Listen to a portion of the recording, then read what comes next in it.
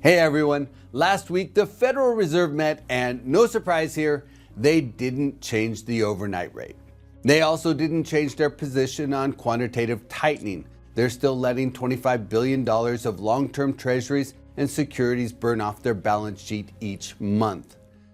During the press conference, Chairman Powell reiterated the Fed's belief that current rates are sufficiently restrictive and they're not ready to lower rates further at this time.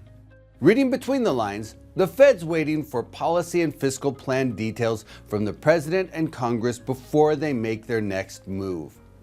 The press corps asked several questions about tariffs and immigration and President Trump's demand for lower rates, but Chairman Powell deflected all of those inquiries. So, as expected, no rate cuts in January, and we'll have to see what happens at their next meeting on March 19th. But Wall Street is leaning heavily toward no rate cuts at that meeting either. At this point, according to FedWatch, there's about a 45% chance of a rate cut in May and a 70% chance there will be at least one rate cut by the Fed's June 18th meeting. As those of you who joined the Marcus Millichap webcast with Moody's chief economist Mark Zandi on January 23rd know, he believes the 10-year Treasury will likely remain in the 4.5% range this year. If you missed the webcast, the replay is available on our website, marcusmillichap.com, in the events section. And that brings me to what I heard about interest rates at the National Multifamily Housing Council conference last week. I think there were close to 10,000 people from across the industry at the event, and I had the opportunity to meet with numerous investors. And the consensus opinion I picked up was that investors are finally coming to terms with the new interest rate climate. Over the last couple years, investors have been holding back, waiting for interest rates to fall. But it appears sentiment has shifted and investors are acknowledging that there's a low probability the 10-year Treasury will fall to 4% this year. And based on what I heard, investors are adapting their strategies to accommodate a higher interest rate climate. Numerous clients told me that their activity has been constrained over the last 2 years, but they plan to be more aggressive in 2025.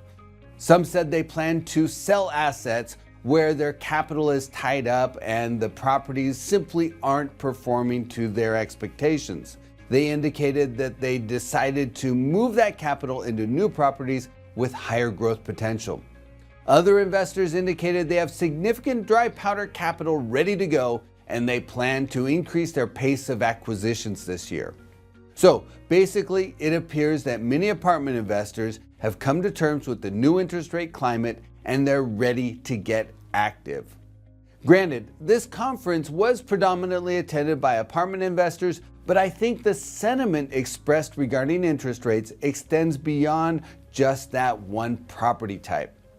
We've seen upticks in both the Small Business Optimism Index as well as consumer sentiment over the last couple months, and the lender survey suggests that commercial real estate lending is at least stable, if not improving. The lenders I spoke with at the conference indicated that there's plentiful debt capital available for commercial real estate and that lender spreads have been coming in. So while many believe the underlying rates like the 10-year Treasury will be range-bound this year, the rates charged by lenders may come down a bit. Borrowing rates on multifamily properties are currently in the low 6% range, but of course that depends on the strength of the buyer, the asset quality, the asset location, the terms of the loan, how much leverage is used, and so on. Borrowing rates on other commercial property types are running a bit higher, somewhere in the low to mid 6% range. And at those rates, many of the assets being targeted by investors may face negative leverage with going in cap rates below the cost of debt capital. In the fourth quarter, the national average cap rate on apartment properties priced over $15 million was about 5.5%. So if an investor gets a loan at 6%, it may be difficult for the investor to generate positive cash flow over the short term, depending on how much capital they put down. That said, several investors indicated short-term negative leverage would be okay as long as they could see a path to increasing profitability. To me, this sounds a lot like how real estate investing used to be. where investors find assets with upside potential, where they roll up their sleeves and create value through upgrades, better management, or some other strategy. And in my opinion, that'll be good for the industry.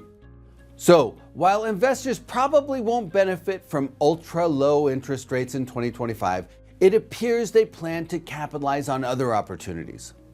Potentially lower taxes, the prospect of a strengthening economy, accelerating household formation, and good old-fashioned value creation.